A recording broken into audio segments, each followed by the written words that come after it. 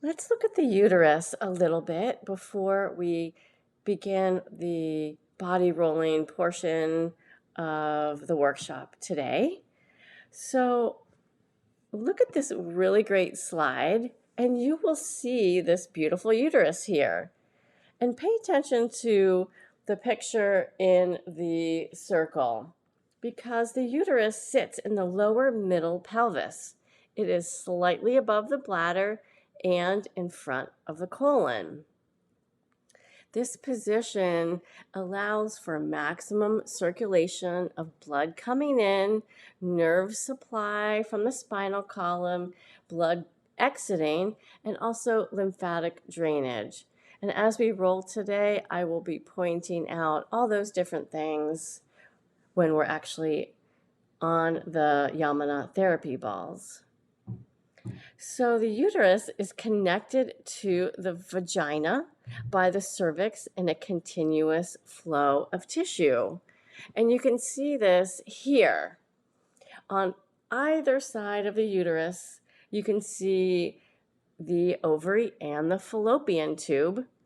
The eggs are produced by the ovary each cycle, and they reach the uterus through these tubes when gathered up by the fimbriae. And you can see on either side of those ovaries, there's little finger-like projections, and those are the fimbriae that kind of pull that egg and bring it up and around that beautiful fallopian tube. What's really interesting is that in a non-pregnant state, the uterus is about 3 inches long and 2 inches wide. It's about 1 inch thick and weighs about 4 ounces. During menstruation, the uterus can weigh as much as 8 ounces, so that doubles. So again, this is another picture. You can see the uterus in the middle, the ovary, the long fallopian tubes, and those fimbriae, those finger-like projections there.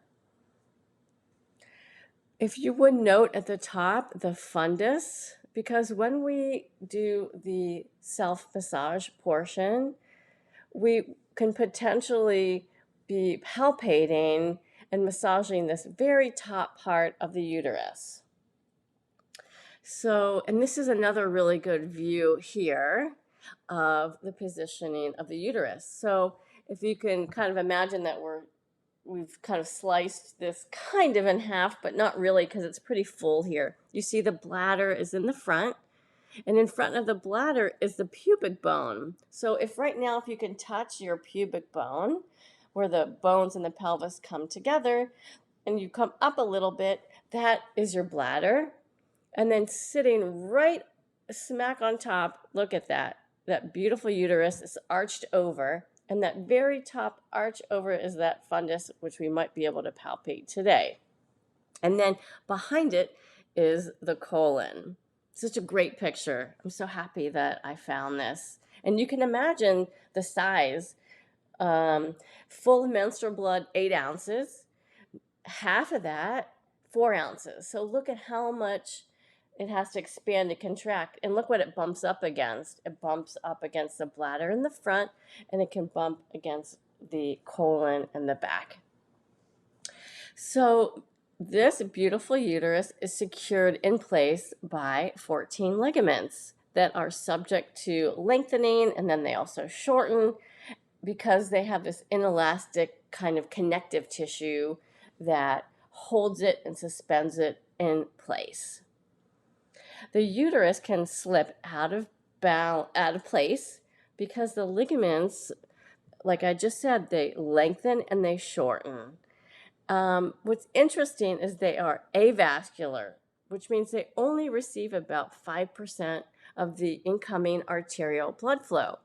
So that's why all this body rolling we're going to do today and the self-massage bathes the uterus continually with this fresh blood, and it helps the recovery of these ligaments because these ligaments can shift and kind of damage easily But the good thing is the proper knowledge and application of the techniques today will help them heal and help the uterus kind of receive fresh blood all the time. So another nice picture here is, again, a sliced view.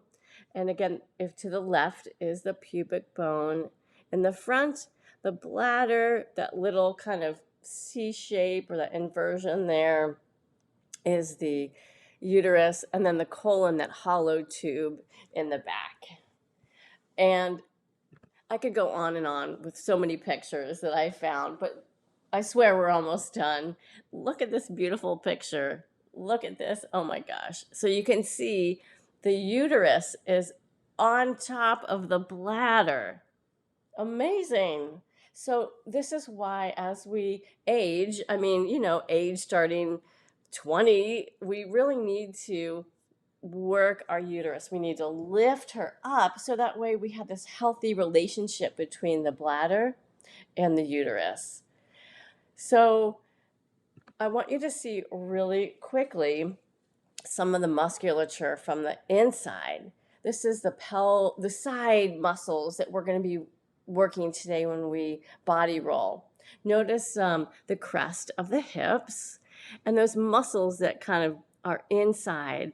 I'm going to be referencing these muscles. I'm going to say, feel like an ice cream scoop is kind of coming down and around. So see the edges there, the sweetheart, the heart, and we're going to be scooping the ball inside of those hip bones so we can have length in these muscles, because these muscles get shortened very, very easily.